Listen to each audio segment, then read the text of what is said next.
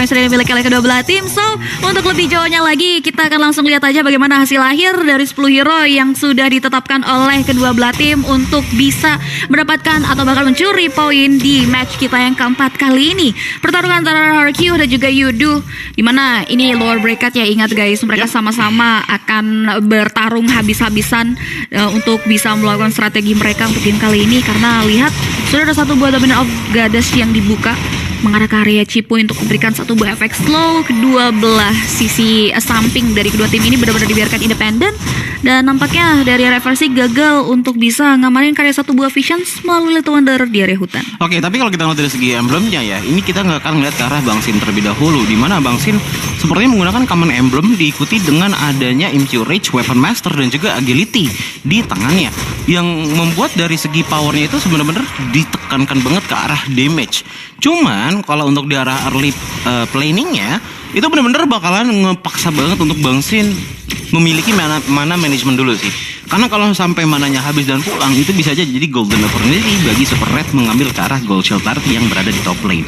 Seperti sekarang dimana kita lihat adanya bantuan dari Cipuy membuat Bang Sin pun punya space yang cukup luas sepertinya. Dan untuk dari stack dari Sanguine Claws dan juga Bad Impact-nya, ini harusnya udah lumayan oke sih untuk memberikan poking damage lah, walaupun belum besar-besar banget. Sama-sama jaga jarak untuk kedua belah sisi god lane kita, karena mereka cukup independen. Ditambah lagi Turtle juga udah mulai di setup Real World Relations. Sekis bakal coba untuk mulai mengarah ke objektif terlebih. Cipuy datang dengan satu buah wall charge, memberikan satu buah serangan unpredictable, tapi sayang sekali Retributions masih on point di tangan seorang Sekis, dan Real World Relations-nya pun masih belum terlalu berasa membuat Cipuy masih bisa bertahan. But in another side, Sin harus menjaga jarak mundur karena udah mulai terlihat dia agak sedikit fall off atau bahkan kesusahan ketika berhadapan dengan Super Red di top lane. Ya, tadi sebenarnya dari versi sendiri tuh benar-benar nahan banget, karena untuk kontes melawan Matis tuh emang agak sulit ya kan, apalagi dengan Assassin melawan Fighter gitu loh, membuat dia pun akhirnya kehilangan Turtle di menit pertama kita.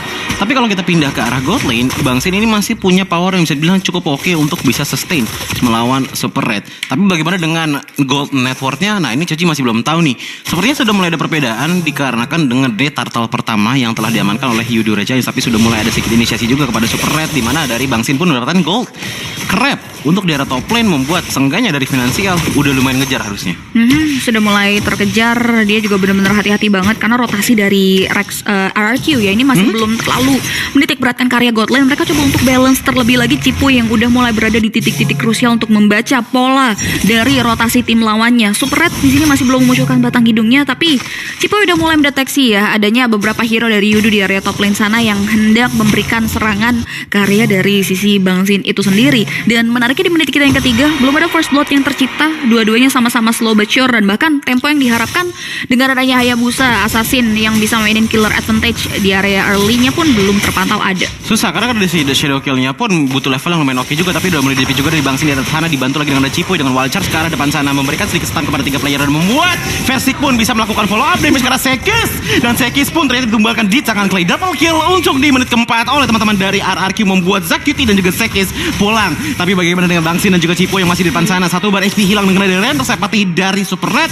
tapi setidaknya kondisi dari RRQ untuk di top lane tidak terlalu krisis, membuat mereka pun justru mendapatkan space untuk melakukan turtle. Karena kita bisa melihat bahwa Sekis posisinya masih berada jauh di belakang sana. Apakah retribution dari Versik masih bisa ternyata untuk mengambil karakter turtle di menit keempat? Yes, masih bisa. 3 keuntungan ya dari hilangnya objektif turtle yang pertama. Ini dibayarkan dengan sangat konstan oleh pemain-pemain RRQ, dan mereka pun penuh akan perhitungan. Gak mau terlalu follow up lebih jauh lagi. Mundur adalah satu pilihan yang bijak karena ini masih cukup early. Itemnya juga masih berupa item-item pecahan dan satu buah Hunter Strike. Nampaknya baru saja dibulatkan oleh Versik di menit kita yang keempat. Tapi seenggaknya kalau kita ngeliat ke arah Bang Sin itu sendiri ya, dia masih bisa memanage goldnya dengan sangat-sangat baik loh, dengan gap di angka sekitar 200 gold. Bahkan untuk di item pertamanya saja Clock of Destiny pun sudah dibuat, ditambah lagi dengan Demon Shoes, membuat dia harus sustain di arah gold lane ini. Gak perlu banyak bantuan banget lah dari Cipuy, walaupun sekali-kali harus dicek tuh kondisi dari Bang Sin di arah top lane. Iya, itu dia, karena adanya babysit juga yang datang dari Pancake yang siap untuk memberikan heal ya. Ditambah lagi Bang Sin tahu betul juga untuk jaraknya, dan dia adalah satu tipikal hero yang scaling membutuhkan item. That's why dari tadi dia benar-benar hati-hati banget. Tapi kita lihat udah ada satu buah jual beli serangan yang terjadi, tapi belum ada follow up dari kedua belah tim untuk tim fight lebih jauh. Mereka sama-sama memilih untuk mundur ke area belakang, hanya memberikan ancaman belaka.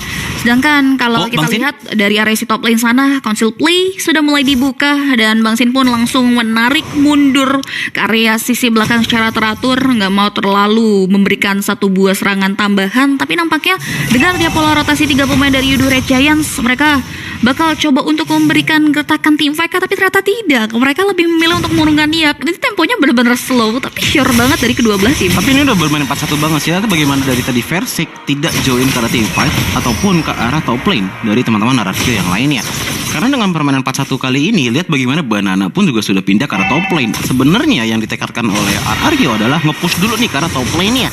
Dengan target yang sudah hancur, seenggaknya membuat Bang Sin pun punya space yang cukup luas. Cipoy melakukan flicker dan juga wild charge untuk melarikan diri ke belakang sana. Tapi bagaimana dengan Sekis yang maju sangat depan di depan sana, tapi Bang Sin terkena Destination Soul, membuat dia pun tumbang dengan sangat cepat. Di belakang sana Real World Manipulation juga dibuka, membuat ada space yang lebih lebar lagi untuk teman-teman dari Yudo Red Giants mendapatkan 2 player sekaligus dari RRQ. Yes, 2 tukar 1 bakal sepaket dengan Turret kah? Tapi Banana dan juga Clay berkolaborasi untuk melakukan clear terhadap wave minion dengan hadirnya Zacuti. Flicker 2 maju ke depan, mengarah ke satu pemain surprise masih bisa dihindari oleh seorang Clay dan Banana. Still survive, masih coba untuk memberikan serangan lanjutan, tapi hanya memberikan gertakan belaka dan satu buah spray down dari Nibiru melalui Super Red, membuat dari Banana sendiri akhirnya tumbang. Dan nampaknya dari hilangnya beberapa nyawa pemain RRQ tadi bakal coba untuk dibalas dan ditukarkan dengan ada satu buah objektif turtle. Tapi lagi-lagi ada mirroring dan bahkan penukaran yang cukup konstan dari tim Yudo dengan direnggutnya satu buah bangunan turret yang hilang di area si top lane. Tapi ini udah kelihatan banget sih strat dari RRQ itu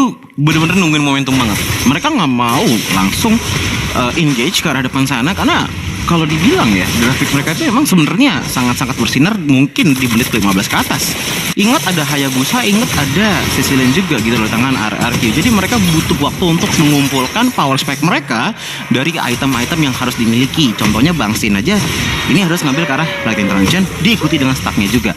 Versik mungkin nunggu sampai bener-bener level 12 ataupun level 9 juga sebenarnya udah cukup ya. Tapi satu level lagi lah nanggung untuk memaksimalkan shadow kill-nya gitu loh. Bahkan kalau kita ngelihat ke arah Cipu dan juga Banana sebagai tanker, mereka tuh sebenarnya sejauh ini masih minim banget inisiasi karena emang itu yang dibutuhkan oleh teman-teman dari RRQ. Tapi mulai dari sekarang sudah mulai ada perkumpulan dari bottom lane di mana dengan ada penempel sekali banyak banget teman-teman dari Yudo Red Giants. Heal dari SS pun dibilang maksimal, ditambah lagi di depan sana Cipoy mencoba untuk memberikan waktu sebanyak mungkin. Zacuti dengan satu baris tersisa masih bisa survive sebenarnya di Banana, tambah lagi dengan Bang Sin yang sudah tembuang membuat 3 player dari RRQ bahkan 4 dengan versing hilang begitu saja. Wow, teroutplay. Bergerakan yang sempat dimulai oleh seorang Banana pun membuat teman-teman dari RRQ harus teroutplay dengan area space dan juga follow up dari seorang Pancake ya, yang memberikan coveran terhadap Super Red sehingga triple kill dan satu pemain terakhir yang di follow up dengan area damage yang diberikan oleh Sekisa. 4 pemain tumbang untuk nothing, ditambah lagi lihat Sekis sudah mulai mengarah ke area objektif purple buff yang dimiliki oleh seorang Versik. Satu turret pun langsung ditumbangkan begitu saja mengarah ke area objektif turret, tapi Cipuy menghentikan sesegera mungkin gerakan yang dimiliki oleh teman-teman dari Yudo Red Giants yang sejauh ini udah mulai berhasil memangkas 3 outer turret dari masing-masing lini yang dimiliki oleh teman-teman RRQ.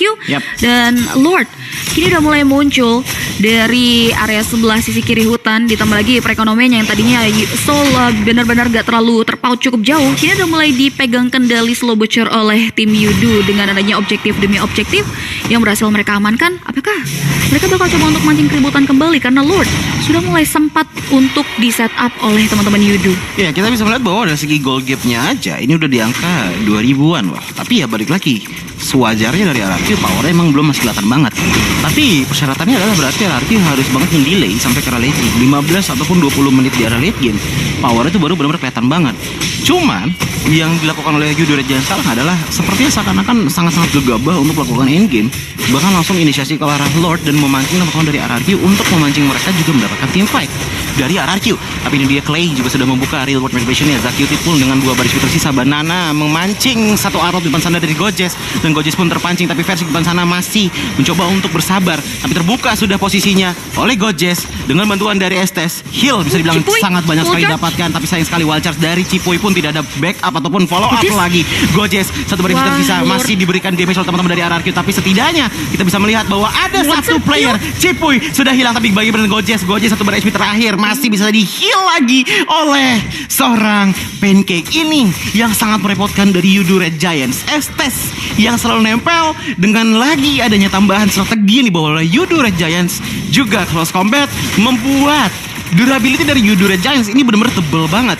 Apalagi kalau kita bandingkan dengan Cipuy dan juga Banana, yang dimana dengan adanya 1 death dan juga 3 death dari Cipuy, otomatis dari segi item defensifnya pun masih sangat-sangat kurang sekali untuk bisa melakukan defensive manuver dari power yang dimiliki oleh Yudu Red Giants. Satu untuk nothing. Ditambah lagi ada player tambahan dari Lord pertama yang berhasil diamankan oleh Yudu Red Giants. Mereka bakal coba untuk menetapkan atau bahkan buat Lord tersebut sendiri memberikan dampak positif oleh tim Yudu dengan adanya satu buah split push karya inner turret, dan satu-satunya cara yang bisa dilakukan oleh Versik adalah beralih profesi menjadi split pusher dan juga melakukan clearing terhadap wave minion, di mana teman-teman dari Yudu Red Giants sibuk untuk menghancurkan dua inner turret yang tersisa dari teman-teman RRQ. Bakal coba untuk di follow up. Udah ada Moonlight Immersions yang mengikat karya dari sisi Supret itu sendiri, dan bahkan dari area satu pemain belum mau coba untuk maju lebih lanjut lagi. Teman-teman RRQ mereka benar-benar penuh akan perhitungan. Mereka berada di posisi yang cukup behind. Perbedaan perekonomian di sini belum terlalu cukup tinggi, tapi 3.000 ini udah mempengaruhi banget dari gameplay, dan RRQ di sini tinggal nungguin momentum karena teman-teman dari Yudu sendiri nggak ngasih kesempatan. Mereka udah mulai ngelakuin stick team fight yang mempersulit Cipuy untuk bisa menculik karya satu hero penting, yaitu Pancake, atau bahkan super bisa masuk karya Super Red. Sebenarnya saya juga penasaran sih untuk dari segi atomnya Cipuy ini apa ya, karena kalau kita ngeliat dari segi bar darahnya itu baru sekitar di angka 7.000 sepertinya dari Cipuy. So apakah ada item ofensif dari Cipuy gitu loh, atau mungkin full item defensif, tapi balik lagi Gojes dengan langsung diving ke belakang sana. Bang Sin pun menjadikan target utamanya, dan bahkan Sekis mencoba untuk menarikkan ke arah Versik dan juga Sin sepertinya, tapi Versik di belakang sana masih mengambil ke arah buff. HP dari teman-teman RRQ juga sudah mulai pada menipis, tapi setidaknya tidak ada pertukaran korban jiwa lagi dari kedua belah tim. Dari Yudu Red Giants mereka mundur ke area belakang, nggak mau memberikan respon. Begitupun juga dengan teman-teman dari RRQ, mereka tahu betul belum ada pola yang tepat untuk bisa menculik karya satu hero pentingnya, dan tersisa satu inner middle turret yang berhasil dihancurkan oleh Super Red, yang hingga dengan detik ini belum terpick off, menjadi eksekutor yang cukup handal dengan adanya tali ikatan yang terus-menerus ada datang dari seorang Pancake. Ini yang menjadi kesulitan sendiri buat teman-teman dari RRQ untuk bisa memenangkan team fight-nya. Mereka bakal buying time, menunggu hingga dengan datangnya Lord. Ditambah lagi mereka benar-benar tahu betul satu-satunya cara yang bakal dimainkan oleh RRQ hingga mendatangkan karya Lord adalah manajemen wave minion dan split push yang nantinya datang dari Versik. Dan mereka benar-benar ready banget untuk terus memberikan penjagaan ketat dari setiap masing-masing lane-nya. Dan bahkan 4 pemain dari tim Yudu Red Giants mereka udah mulai coba untuk berkumpul dari objektif Lord. Akankah akan ada kontes yang tertera karena udah ada satu buah distractions yang diberikan oleh seorang Gojes. Banana berada di garda depan, masih belum terpantau hadirnya seorang Versik, dan nampaknya tidak ada kontes untuk Lord yang kedua. Free Lord untuk Yudu Red Giants dan RRQ mereka pun tidak mau maju ke area depan, sedangkan Versik berhasil menekan Lord tersebut dengan adanya satu buah turret yang hilang di area top lane. Wajar dari RRQ tidak melakukan kontes ya, karena balik lagi dengan gold gap seperti ini, dengan setup line up dari Yudu Red Giants yang seperti ini juga membuat mereka pun tahu bahwa untuk power potensial kita melakukan team fight ini masih belum tebel-tebel banget. Bahkan Cipuy pun tadi Joji lihat ya, ini terkena damage dari Void Crystal aja, ini lumayan bikin dadanya menghilang gitu loh. Kalaupun memang dipaksakan, justru itu kalau misalkan sampai kalah, wah itu bakal fatal banget sih itu teman-teman dari RRQ. Mungkin akan mendelay hingga Bang Sin mencapai level 15 dan punya power potensial yang cukup oke untuk memberikan one shot combo ke arah Pancake. Tapi Pancake juga udah mulai memiliki Athena Shield, Cipi. Ya, itu dia. Ini yang perlu diperhatikan pastinya untuk teman-teman dari tim RRQ. Satu base turret berhasil dihantam dengan adanya Lord and Hinge dari Yudu Red Giants. Mereka benar-benar penuh akan perhitungan. Ada Sekisha yang masih bisa men-sustain dealing damage yang diberikan oleh pemain-pemain dari RRQ. Dan bahkan Versik coba untuk mau menggocek, dan lihat Pancake ini nggak pernah luput pandangannya dari seorang Super Red. Dia selalu setia untuk memberikan follow up, backupan karya satu komponen hero penting, dan bahkan RRQ di sini pun tidak mau terpancing untuk team fight. Terlihat ada satu weapon life, Flicker juga udah mulai dikeluarkan. Real World Revelations terpantau dengan ada satu weapon life, dan tabrakan dari seorang Cipuy belum bisa untuk meng-cancel adanya satu buah Real World Revelations yang dibuka. Bahkan terotak outplay dengan dua pemain yang tumbang. Dari tim RRQ, base-nya terekspos, tapi masih belum ada wave minion 3 member RRQ. Mampukah mereka melakukan defensive mechanism? Agak sulit sepertinya, tapi kalau kita ngelihat dengan tidak ada Bangsin, sepertinya Versik harus menggunakan Shadow Kill untuk menghilangkan beberapa minion yang ada di tengah sana. Tapi lihat bagaimana dengan Versik tidak ada ultimate, otomatis Beastars pun sudah mulai terbuka. Tapi balik lagi power dari Eudora Giants untuk melakukan close combat encounter, membuat mereka mendapat